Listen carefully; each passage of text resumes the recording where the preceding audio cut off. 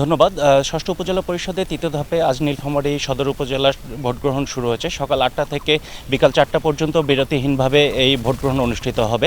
আপনারা দেখতে পাচ্ছেন আমি এই মুহূর্তে দাঁড়িয়ে আছি উত্তর বড়গাছা স্কুল অ্যান্ড কলেজ কেন্দ্রে। নীলফামারীতে 15টি ইউনিয়ন পরিষদ ও একটি পৌরসভা নিয়ে এই নির্বাচন অনুষ্ঠিত হচ্ছে।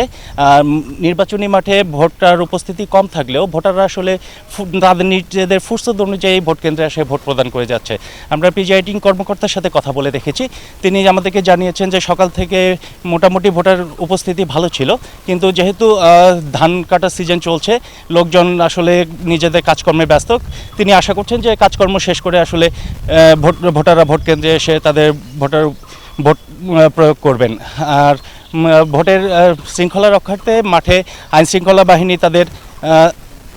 বাহিনী তাদের টহল জোরদার করছেন এবং নির্বাহী ম্যাজিস্ট্রেট ও জুডিশিয়াল ম্যাজিস্ট্রেটের নেতৃত্বে 17টি মোবাইল কোর্ট পরিচালনা করা হচ্ছে।